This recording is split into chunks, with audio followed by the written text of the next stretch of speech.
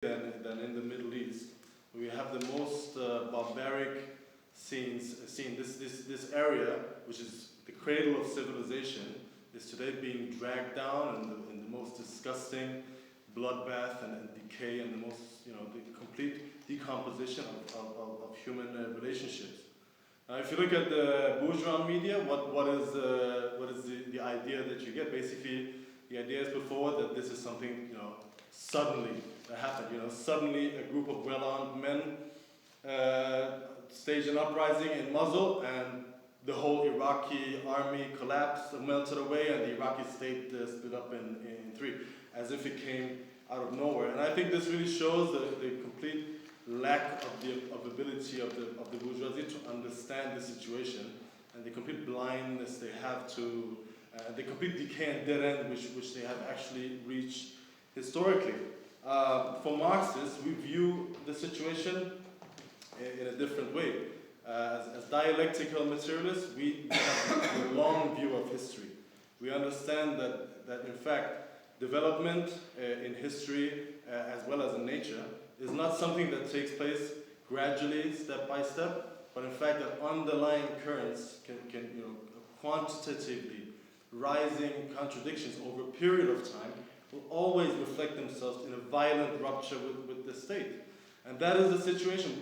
The situation that we see today unfolding rapidly in the Middle East, with not even 1 week being similar to the week before, is well, obviously never is, but with complete change of the situation from one week to another, is not the result of this or that arbitrary group or name or anything else, but in fact the result of decades of plundering, of raping, of violation of the whole of the region by imperialism and by the capitalist system, in fact.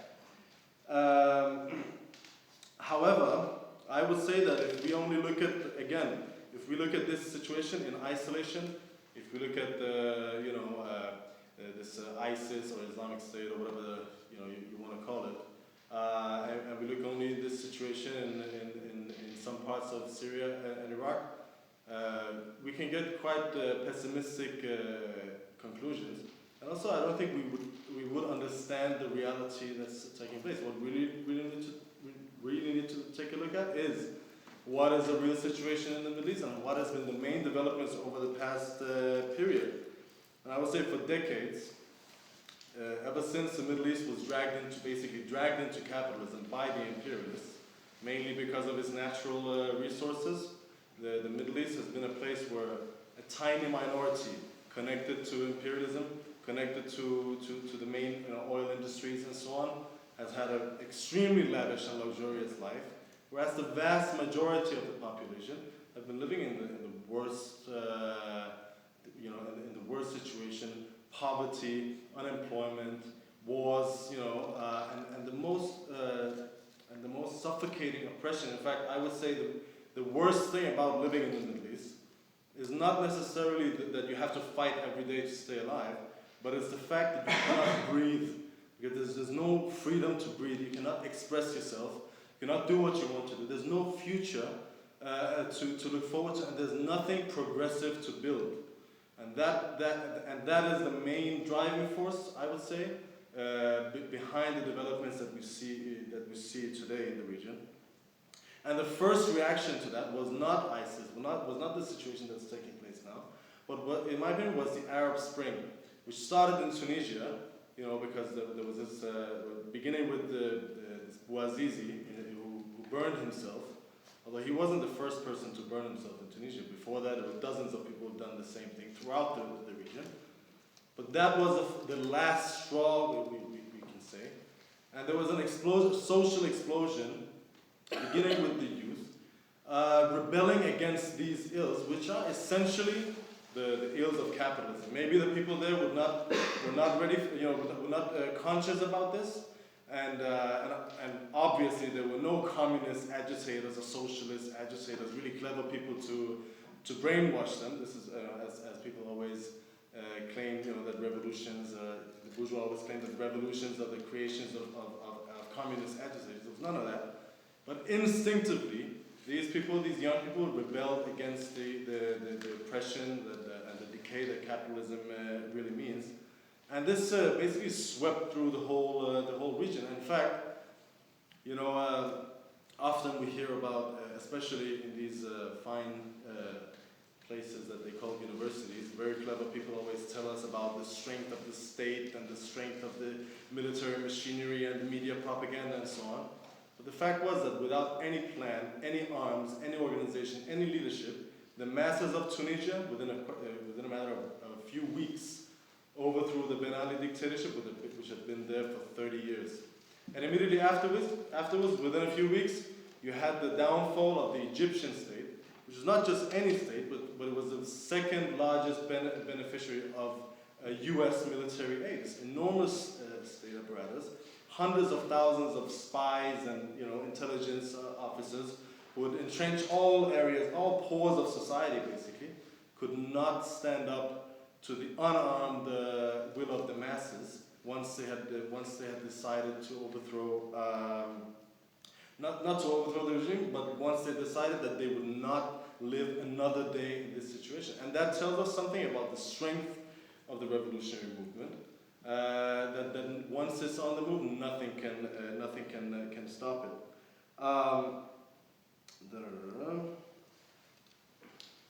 Yes. Now, at the same time, within these revolutions, I would say there was more than just there's more to it than just a movement in Tahrir Square. In fact, what we saw, which is something that again, there's a myth portraying that the Middle East is just everything in the Middle East is about religion, is about Islam, is about basically. I mean, the way that it's painted is that the Middle Eastern people are basically just people who want to live in a medieval society with no rights. They're against modern society, whatever that means. And religion is the overarching, the all-encompassing factor above all this. And this is something that they began, especially to put forward after the collapse of the Berlin Wall, the collapse of the Soviet Union, where this guy Samuel Huntington put forward his idea of the clash of civilizations, that this was a new driving force of history, basically in a slightly disguised way, putting forward a racist idea that from now on history would move forward between the clash of civilizations between mainly Western society and Eastern society, and in there Islamic societies being one of the main things. However, I would say that the Arab Revolution disproved this completely, because what we saw during the Arab Revolution was, on the one hand, you had the Arab dictators who were Muslims, at least in words, of all kinds, and hand in hand with American imperialism, with Western imperialism, with European imperialism, all the so-called democratic leaders of Europe and the US, with Barack Obama also one of them, because he was completely mum throughout the whole thing, basically supporting these dictators and being completely hypocritical about the so-called democracy that they always call for. And also in Israel, we saw that Netanyahu was completely behind, was very afraid of the fall of any of these dictatorships, which for him was a sign of stability, some people that he could deal with. That was on the one hand. You had the ruling classes, basically, of all the world. And on the other hand, you had, within the Arab world, you had the masses of the Arab world, whether they were Muslim or Christian or anything else. In fact, I mean, you could see that in Tahrir Square, you all saw the scenes where Muslims were praying, and then the Christians were making a chain around them to defend them against thugs and lumpen elements. And not only this, but you had at the same time millions of people in the West. I remember, I mean, I'm not an Arab, I'm an Iranian, so it's a bit different than the rest of the Middle East. But I was watching Al Jazeera day and night, and so all my friends, people who had not been political ever before, was following the situation minute by minute, and cheering on the revolution, on the revolutionary movement of the Arab mass. And that shows, that in the final analysis, And when once society enters a crisis, the most important thing is the question of class. The question of which interests in the economy do you represent? Do you represent the rich, the elite, the oppressors, or do you represent the workers and the youth, the dispossessed and the oppressed? At the same time, we also saw that the immense movement of the working class. In fact, in Tunisia, it was the movement of the. In Tunisia, it was the movement of the workers of the developing general strike in different regions that overthrew the Ben Ali dictatorship, which happened in the last days of the revolution.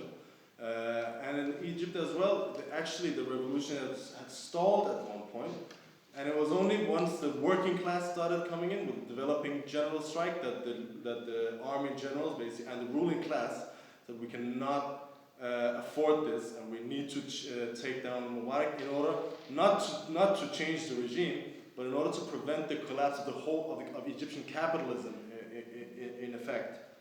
So that shows also the strength of the working class once it begins to move, that it can pull all of society to a halt. But I would say the most important development during the revolution was the question of power, which was posed in more ways than one. In fact, we saw everywhere throughout, in all countries where there was mass movements, we saw councils, people's assemblies, and different institutions basically being developed by the revolutionary masses themselves in the factories, in the neighborhoods, in the areas, in the regions, where normal people, like yourselves or your parents and so on, would develop would participate in the running of society. I would say probably in Tunisia this was the most developed. In several regions, the councils voted to take power altogether until there was a new government. But they were present everywhere, also in the Egyptian revolution. And the significance of this is that the state that is there today is a capitalist state, is a bourgeois state, essentially developed to subjugate the majority of the people and to allow them to be exploited by the bourgeoisie, allow profit to be extracted from the work, essentially. However, these councils we could call them the embryos of what could have been a future worker state. This could have been institutions through which the revolutionary masses could assert power themselves. But I would say that the main problem was that in spite of all of this happening without any theory or knowledge, prior knowledge or plan by the masses, which shows the enormous strength of the movement, there was not enough, and the masses did not realize that in order to what needed to be done was to take power themselves. They didn't realize that the essential problem, all the things that they were fighting against, unemployment, poverty, the lack of democracy, these things were completely tied up to the capitalist system, and the way to overcome this was to take power themselves through their own councils, connect them on a national scale and take power, and also to take economic power, which is the most important source of power in society. So to nationalize the industry and the main banks which are there and which are still controlled by the same people who ruled the countries before. So de facto, although they removed the heads of state, they removed the head of the dragon, the body still remained, and no matter who would come up to replace that, the main levers of power were still in the hands of the ruling class. And that was a shortcoming of the revolution, that it did not have a leadership that realized what needed to be done and could take the revolution to its logical conclusion. And thus they passed power back to one or another part of the ruling class. In Egypt, first it was Tantawi, who was a general, who was from the same family, we can say, as Mubarak, although he was pushed out by mass movements which developed immediately afterwards. Then you had the rise of power of Morsi, and immediately afterwards we saw again, oh, there we go, you see, this is what they always wanted, and this is what the Arabs wanted. But Morsi didn't represent anything but, again, another layer of another part of the Egyptian bourgeoisie who had been pushed out and isolated for a period. And in fact, the role that the Muslim Brotherhood had always played, which was the reason why they were allowed to exist, in fact, because they were tolerated for decades. And especially the last 20 years or 15 years of the Mubarak dictatorship, they were fertilized as a last frontier for Egyptian capitalism. This was a loyal opposition, basically.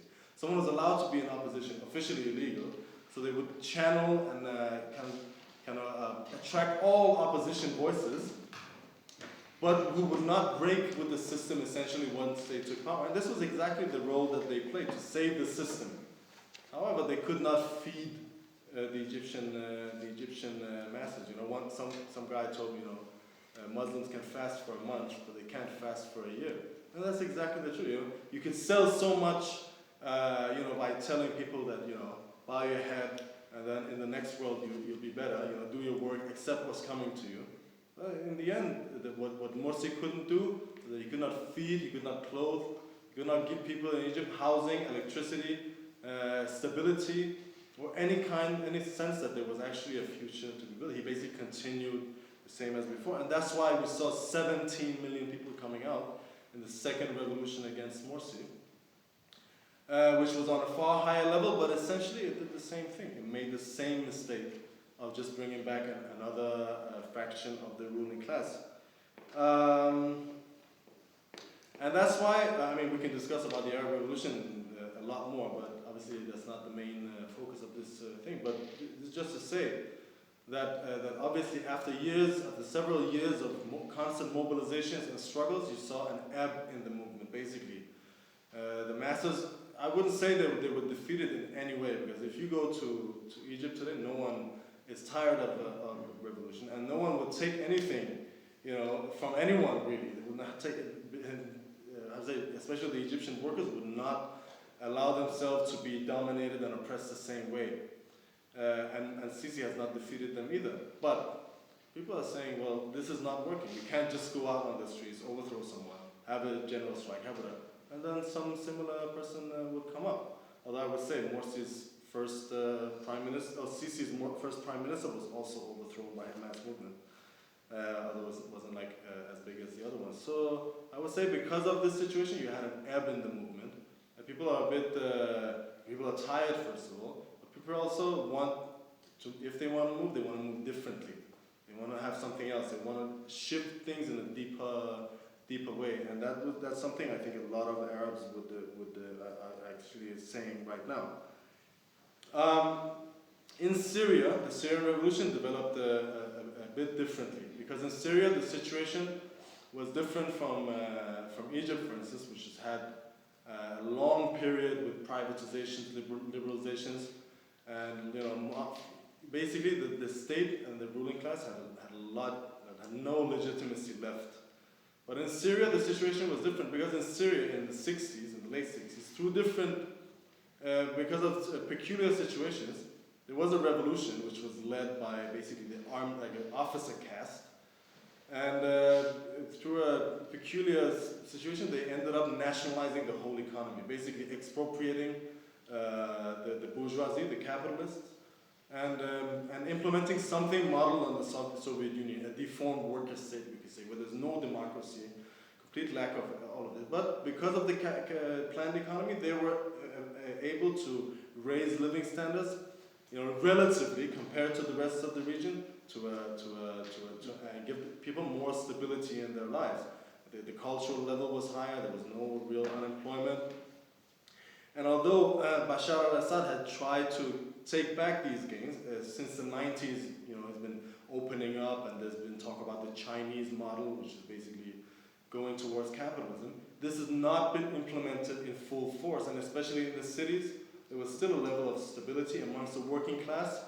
And I would say when the revolution started, it started in the east, which was the places mostly hit by privatizations. Where there was a drought and there was 1 million people being displaced. And obviously a lot of people were angry, but Bashar was intelligent enough to keep the city people and the workers, more or less happy, although they weren't happy with the lack of democracy, obviously. But once the revolution started, you saw it immediately picking up in the, well, it didn't pick up in the beginning, but once it picked up, it was mainly in the east. And, but it struggled to gain a foothold within the cities and the working class. In fact, there was no real strikes in Egypt taking place. The strikes that were reported were strikes of merchants, so basically, middle class strikes, but no real worker strikes as such during the revolution.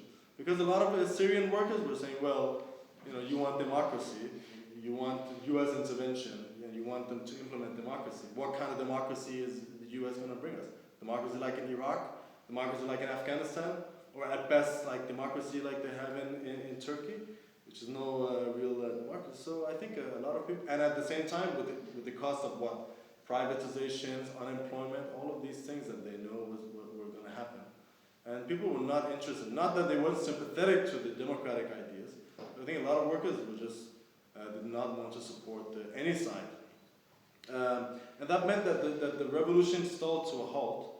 And in fact, the program in a revolution is the most important thing, because obviously a revolution, as Marxists were not pacifists, but a revolution is always weaker than the state when it comes to an armed conflict.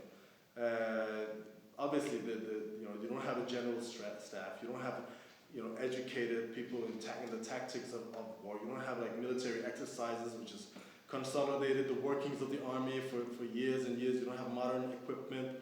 At best, you have like a bit more than lightweight guns and so on. So obviously, you're in a much weaker position.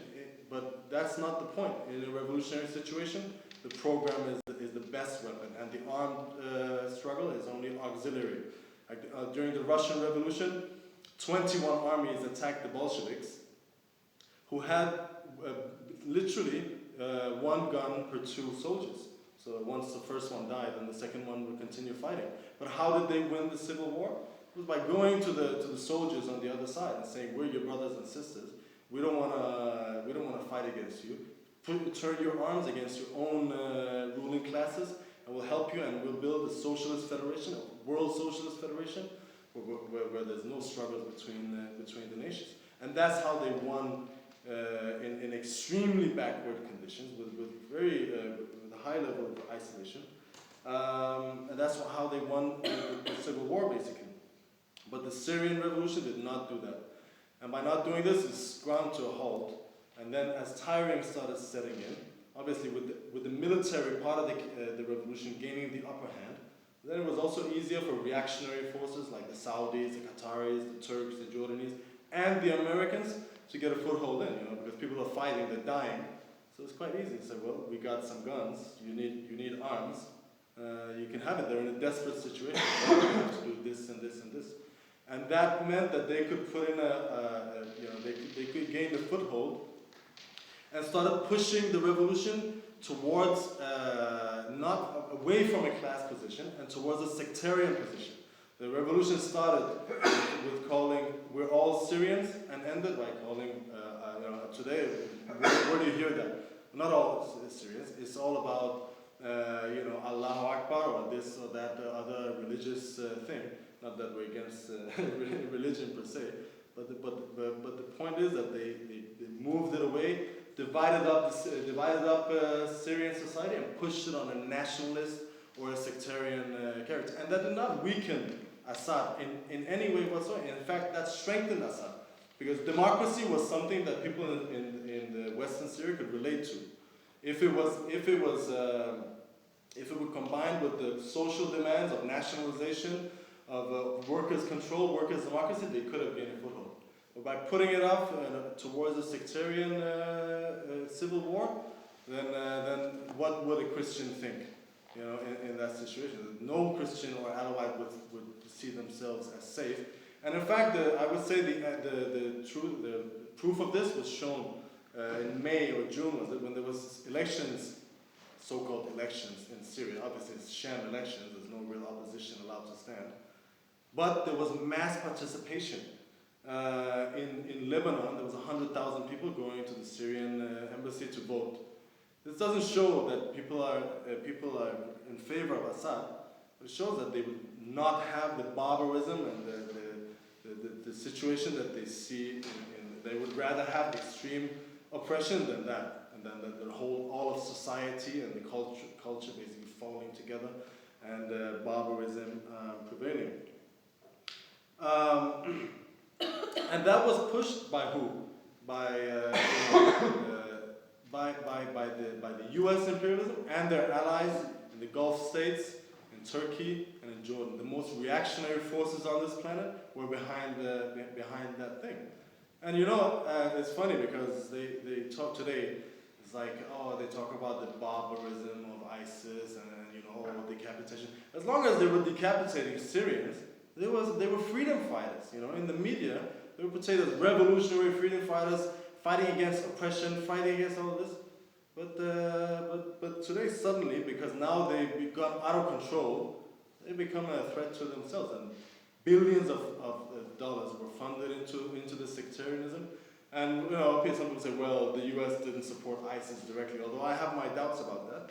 But it doesn't matter, because by whipping up this sectarianism, by putting it in that is the logical conclusion of it. All other groups were, first of all, supported and funded by the Americans and the CIA, as well as probably ISIS, and all their allies. You know, they were trained in Jordan and Turkey, some of them in Qatar, and all of them got funds, logistical help, all kinds of support from these. Why?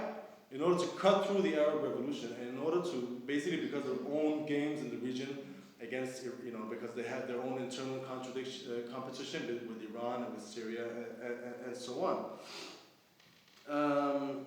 And again, although the hypocrisy didn't end there, because then they weren't really prepared to do anything. You know, then they started bombing. They weren't really prepared to do anything once ISIS attacked Kobane. You know, you had this situation a few weeks ago developing with these desperate people. Actually, the Kurds being the only people who fought against ISIS successfully. Why? Because they were defending something that they believed in. They were defending a democratic system which was non-sectarian, anyone could participate, and it was far more progressive than anything else in the region. And that's why they would fight till the end. You know, that's why the Maliki's army in Iraq didn't want to fight, because they didn't have anything to defend. But these people were defending their own homes. And what did the imperialists do? The Turks cut the border, not allowing the PKK to send in troops to help, not allowing anyone to send arms or money or anything else. Although they kept the channel open to send supplies to ISIS from Turkey. They allowed ISIS to recruit from Turkey. The Americans, you know, obviously they were against ISIS officially, but they weren't really hitting anything. I read some reports saying, well, you know, they're bombing, but they're not hitting the tanks and the heavy artillery that they have there. So they basically bled them out, and now they're letting the Peshmerga in, which is supposedly, a progressive Iraqi force. But the Peshmerga is the far right-wing, feudal wing of the Kurdish movement. And the Peshmerga have been trying to crush the Syrian part of Kurdistan for ever since they gained autonomy a few years ago.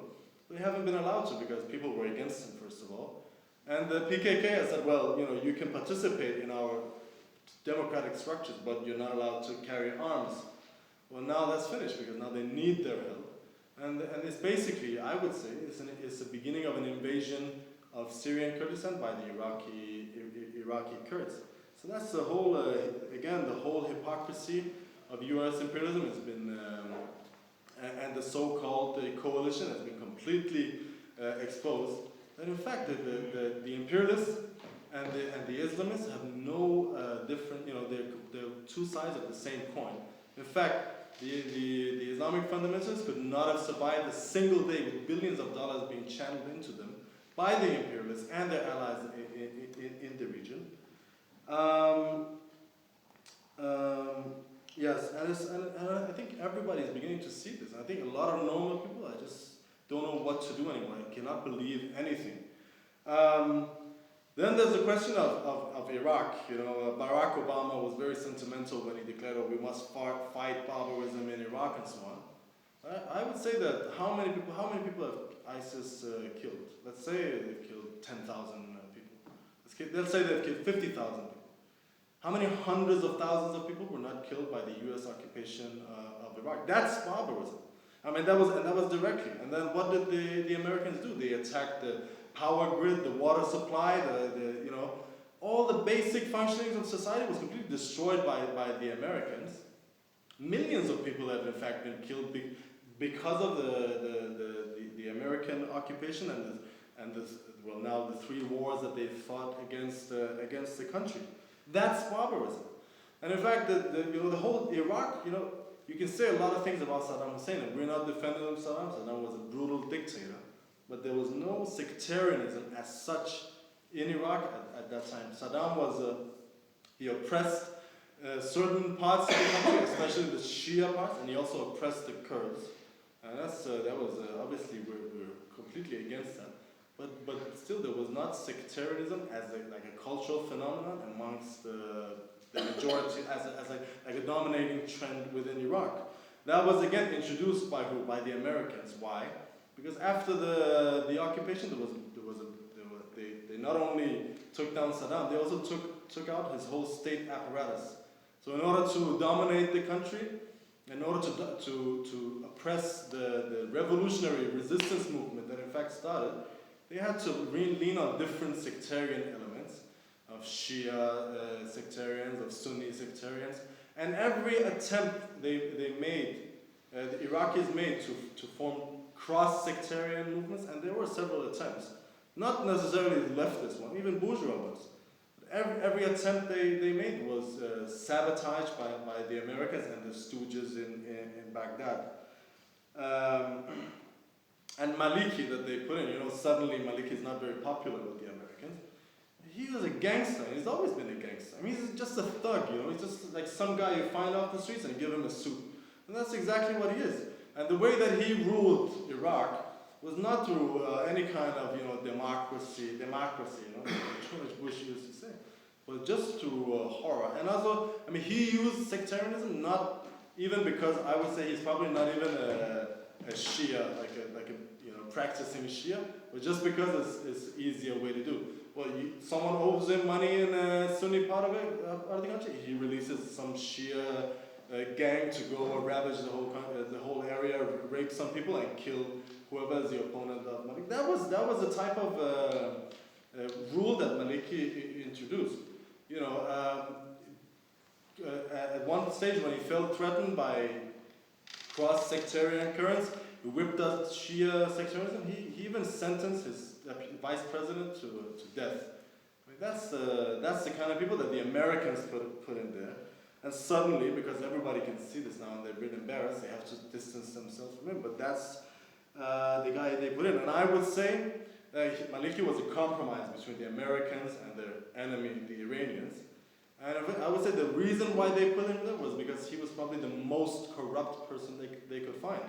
Because they could bribe him, and they could work with him, and they could find a deal about anything. And that is how the U.S.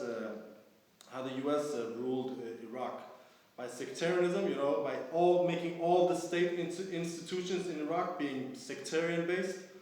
The president has to be a Kurd, the prime minister has to be a Shia, the speaker of parliament, who has no power basically, it has to be a Sunni. And all institutions, all political development were pushed into these molds, which is completely foreign to the Arabs. I mean, the Arab world is one nation, really speaking, stretching from, there are differences, but stretching from Iraq to Morocco is the same as one nation with different dialects, we can say, or with different, regional peculiarities. But the Americans and imperialism, throughout the last 100 years, tried to split this thing up and whip up this sectarianism in order to rule and dominate the region. And also, what's the social situation that they created in Iraq? Unemployment. I mean, this is the case throughout the Middle East, but especially I would say probably in Iraq more than anywhere. You have this layer of the youth which have nothing to look forward to, which are unemployed and cannot really hope for any kind of employment, which just wanders from one cafe or street corner to another, living in absolute desperation, and it's basically, cigarettes and tea. That's all the life is. Your breakfast is cigarettes and tea. Your lunch is cigarettes. Am I right? Am I right? I mean, if anyone here has lived in the region, they would know. And there's completely dispossessed, declassed youth who have nothing to look forward to. And this is the layer that joins ISIS. Why? Because finally they think that there's something to fight for. Obviously, the majority of this layer also fights for the revolution. But some of them join these kinds of outfits. Housing in Iraq, there's desperate need for 1 million new houses or flats, but there's only 25,000 being built per year. Water, electricity, all of these things work far below half of capacity, mainly because the Americans destroyed the whole of the infrastructure. 22% of children growth is stunted because of chronic malnutrition. That's the situation that they created it. And once the Arab Revolution broke out, there was also movements in Iraq. How did Maliki, and that was when the occupation was still going on, at least for a couple of months. How did Maliki act against the democratic, peaceful demonstrators? By shooting them down, by arresting them, by illegalizing them, by oppressing them.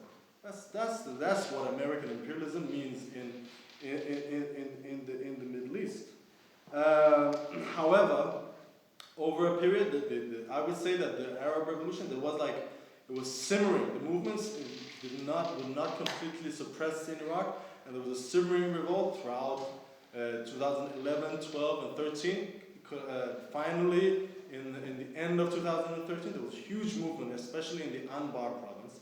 Although this movement originally was throughout Iraq, but mainly in the Sunni areas. And you had, in Fallujah, I think it was 100,000 people camping for 2 months in the city squares and basically occupying the city center. And what kind of a movement was this? I remember there was a lot of talk about the Saudis and Qatar, the Gulf states, basically giving money to a lot of tribal leaders to bring food to the movement, to kind of bribe them, basically. And there was a lot of discussion about this, but there was one guy I read an interview with, and he was saying some interesting things. He said, look, everyone wants to get a foot inside, but we have nothing to do with any of them. All the politicians, all the rulers, the whole establishment, they're all corrupt. And we're not sectarian based. What we want is jobs and fight against inflation and an end of corruption. That was the real movement. How did Maliki react to this? He bombed Fallujah for 2 months.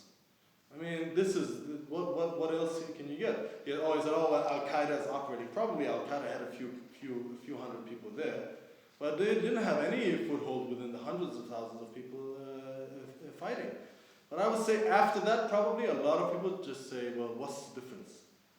What's the difference between being bombed indiscriminately, a city of 500,000 people being bombed indiscriminately for weeks, and then having Al Qaeda ruling, whatever that could bring. There's no difference. It was hell. It was hell on earth.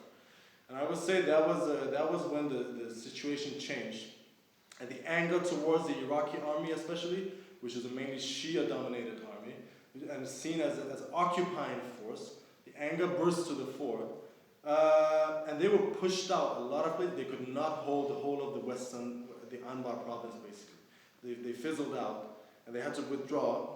And that's also the basis of the whole situation in Mosul, where you had an uprising, clearly led by, probably the strongest force, although not the majority, I would say, of this uprising was formed by ISIS people and other Islamist organizations, other tribal-based, other nationalist, ex-Ba'athist movements and so on, who stepped into this vacuum of the state basically withdrawing. They had a few hundred people rising up, but I think also the reasons for why the army in Mosul, the 30,000 strong, is a lot more than 800 people. The reason why they withdrew was because they were afraid of what the people would say, because people just had enough of this. And basically there was an element of an uprising in that thing. And also, what did the Iraqi soldiers have to defend? I mean, they weren't fed, they weren't clothed, the arms were out of date. What did they have to? And they had to defend Maliki and that corrupt government, which no one believes in. Obviously, they had nothing to fight for, and they disappeared. And that is the situation. That is the beginning of the situation you had in Iraq, where there's, I would say, basically a Wild West developing. an area which no one really controls. And all of this, in my opinion, could be traced back to the interventions of imperialism and the West in the whole of the region. And also, I would say, during the Iraq War, they overthrew they dismantled the Iraqi state and also the Iraqi army, which meant that the other large army in the region, the Iranian army, was left completely unchecked. And that changed the whole balance of forces in the region between the different nations. And you had the Saudis and the Gulf states feeling extremely threatened because they're basically hanging by a thread, having no legitimacy, nothing to justify the corrupt rule of a kingdom, basically defending Mecca, which is like a Muslim thing, and why have kings? Obviously, it doesn't really fit together. An extremely corrupt and particularly rotten clique. And they were very afraid of what could happen because they could not, if the Iranian army was allowed to basically rule. So that's why they started stepping up the proxy wars, arming different proxy groups of all kinds of things, Islamists mainly, who are also a threat to themselves actually, if they come back to Saudi Arabia, but rather have them abroad than at home. And again, whipping up the sectarian side of the equation. And also, well, just to end, I would say this is the situation is clear. This whole mess is caused by capitalism, by imperialism. The U.S. intervention today, the Western intervention, is not going to solve anything. Because what are they building? In Syria, they're building the moderate forces. Who are the moderate forces? Now they talk about Jabhat al-Nusra as a moderate force.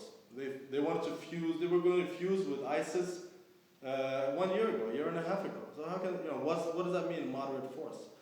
There's was it the Hazm, is it? Harakat, what is it? Harakat al-Zaman al-Muhammad, right? Which means the movement of the Muhammad, the time of Muhammad. Is that a non-sectarian? Basically, you want to rule they want to dominate Syria by whipping up more sectarianism, but just sectarianists that they can control more, basically, Islamists that don't really follow through to what they decided and who they can deal with. And in Iran, in Iraq, the only thing they had to lean on is the Shia militias, who are completely backed by Iran, which is now de facto the closest ally in the region. But what are the Shia militias do? I saw this interview with some of them. They said, oh look, they showed some journalists, there's like a body of 9 ISIS men hanging from a tree. And then they visited the village from where these bodies came from, and they interviewed people. And said, they're not ISIS people. They attacked, the ISIS guys fled, and they didn't have anything to go back and show their own. So they just kidnapped some random people and killed them. Just more sectarianism. And that is what American imperialism is basing itself on. So that's obviously not going to solve anything. And also now they want to split up the Iraqi army into regional armies. So basically giving every governor his own army. Which is just a recipe for even more disaster fragmentation. And it's not going to solve anything. Sectarianism has always been completely tied up to imperialists who started off, it goes back to the First World War where the Middle East, the Arab nation, which is, as I said, one nation, essentially, was split up and completely artificially. You see these straight lines, between Iraq and Syria. Egypt is the only country in the world which has a bottom left corner, completely artificial lines. And they was designed to what? To get different groups of nationalities and sects and so on in, to play them up, to whip them up, play them out against each other in order to dominate the situation. Now, although in a deep crisis of capitalism on a world scale, this is blowing up in the faces of imperialism, and it's blowing up to an uncontrollable level that they cannot control. So that they cannot tolerate. They have to do something, but again, everything they do will just makes the situation worse. Capitalism cannot solve this situation in the Middle East. And I think it's quite clear from what I tried to explain that you have the crisis of capitalism, but it's not just it's producing 2 different trends. On the one hand, you have the barbarism, the bloodbath, the decay, the backwardness, that these animals really represent in Iraq and Syria. And on the other hand, you have the Arab revolutions, which in it carries the germ of socialism, which is not a specific idea, but it's like an ideology put into the minds of the masses. But it's just the acknowledgement of the fact that in this region there are the natural resources, the human resources, and the demand, and all the possibilities to solve all the main problems of housing, of poverty, of malnutrition, of hunger, all of this. Everything is there. There's plenty of resources, but it's not been put together because the bourgeoisie, the imperialists, cannot profit from it individually. So the only way to solve all these problems is for the masses of the Middle East to take power in their own hands. And the Arab revolutions, in my opinion, is a first step towards that, although it's still in an unconscious phase, we can see. And this whole question of Islamic fundamentalism, you see, I would say that it has nothing to do with the masses of the Middle East, who are traditionally Islamic people, Muslims. It has nothing to do with them, and in fact, it has never survived a single day without the active support of imperialism. It was built by them, firstly in the 50s against Nasser in Egypt, in Afghanistan against the Soviets, against the Afghan revolution, and now we see in Iraq and Syria is in a similar way. They built it up as a bulwark against revolution, against the will of the masses, against communism, against socialism, which is in fact the real traditions of the Middle East. If you go back, the only mass movements that have actually been, and the first mass movements to arrive in the Middle East were always either communist, left-wing nationalist, socialist, or some kind of a leftist movement. You had Nasser in Egypt, who was a very peculiar, contradictory figure, but he had left-wing leanings. He wanted to nationalize the whole economy. In Syria, it had the same situation. The Iraqi Communist Party had millions of members. In Sudan, you had the same situation. Lebanese Communist Party, the Iranian Communist Party, the Turkish Communist Party. And the national movements that were also present in all these countries were very, very left-wing, talked about nationalizations, talked about a fight against imperialism, and so on. The fight against imperialism that the Islamists talk about is completely hollow. Its only words, it carries nothing. But the real traditions that the Arab masses have and the Middle Eastern masses have is the traditions of socialism.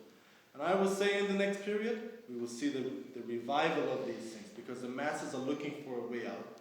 Although I would say probably in Syria and Iraq, the perspective has been postponed for a period, but there's big developments being prepared in Egypt when nothing is solved. In Iran, where there's big contradictions just waiting to explode. There was a big movement in 2009, but it was kind of quelled down, but not crushed. And in Turkey, where we've seen the first explosions